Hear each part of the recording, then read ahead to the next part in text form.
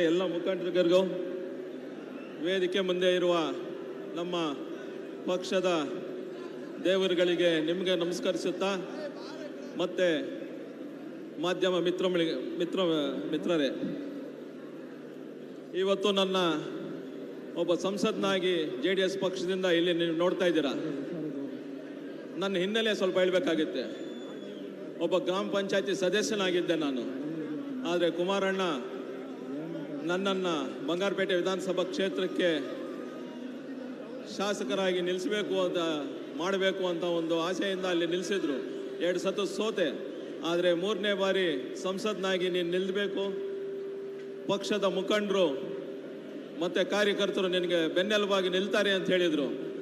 ಅದೇ ರೀತಿಯಲ್ಲಿ 2024ನಲ್ಲಿ ನಮ್ಮ ಕೋಲಾರ ಜಿಲ್ಲೆಯ ಎಲ್ಲ ಪಕ್ಷದ ಮುಖಂಡರು ಮತ್ತು ಪಕ್ಷದ ಕಾರ್ಯಕರ್ತರು ಎಲ್ಲರೂ ನನಗೆ ಬೆನ್ನೆಲುಬಾಗಿ ನಿಂತು ನನ್ನ ಸಂಸದನಾಗಿ ಮಾಡಿ ಇವತ್ತು ನಿಮ್ಮ ಮುಂದೆ ಇಲ್ಲಿ ನಿಲ್ಲಿಸಿದ್ದಾರೆ. ಡೆಲ್ಲಿಯಲ್ಲಿ ಏನಾದರೂ ಕೆಲಸ ಮಾಡಬೇಕು ಅಂದರೆ ಒಂದು ಅದೃಷ್ಟ ಬಂತು ನನಗೆ.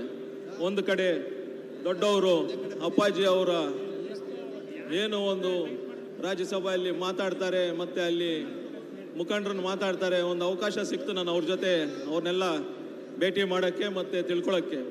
ಅದೇ ನಮ್ಮ ಕುಮಾರಣ್ಣ ಯಾವಾಗಲಾದರೂ ಅಲ್ಲಿ ಮೀಟಿಂಗ್ಸ್ ಮಾಡೋವಾಗ ಮತ್ತು ಕಾರ್ಯಕರ್ತರು ಮೀಟ್ ಮಾಡುವಾಗ ನನ್ನ ಜೊತೆಯಲ್ಲಿ ಕೂರಿಸ್ಕೊಂಡು ಏನು ಯಾರನ್ನ ಹೆಂಗೆ ಮಾತಾಡಬೇಕು ಏನು ಅಂತ ಆ ಒಟ್ಟು ನಿಟ್ಟಿನಲ್ಲಿ ಅದೆಲ್ಲ ಹೇಳ್ಕೊಡುವಾಗ ಎಲ್ಲೋ ಒಂದು ಕಡೆ ನನಗೆ ಆ ಅದೃಷ್ಟ JDS ಪಕ್ಷದಿಂದ ಬಂದಿದೆ ಅಂತ ಹೇಳೋಕ್ಕೆ ಇಷ್ಟಪಡ್ತೀನಿ. ಈ ವೇದಿಕೆ ಮೇಲಿರುವ ಎಲ್ಲರೂ JDS ಪಕ್ಷಕ್ಕೆ ನಿಷ್ಠಾವಂತವಾಗಿ ಕೆಲಸ ಮಾಡ್ತಾರೆ. ಮುಂದಿನ ಚುನಾವಣೆಯಲ್ಲಿ 2028ರಲ್ಲಿ ಕುಮಾರಣ್ಣನ ನಾವು ಮುಖ್ಯಮಂತ್ರಿಯಾಗಿ ನೋಡ್ತೀವಿ ಅಂತ ಒಂದು ನಂಬಿಕೆ ನನಗಿದೆ. ಆ ನಿಟ್ಟಿನಲ್ಲಿ ಎಲ್ಲ ಸಂಘಟವಾಗಿ ಮಾಡಿ ಎಲ್ಲ ನಿಮ್ಮ ಆಶೀರ್ವಾದ JDS ಪಕ್ಷಕ್ಕೆ ತೆನೆವತ್ತ ರೈತ ಮಳಿಗೆ ಇರಬೇಕಂತ ಹೇಳ್ತಾ ನಾನು 2 ಮಾತು ಮುಗಿಸ್ತಾ ಇದ್ದೀನಿ. ಜೈ ಹಿಂದ್, ಜೈ ಕರ್ನಾಟಕ, ಜೈ JDS.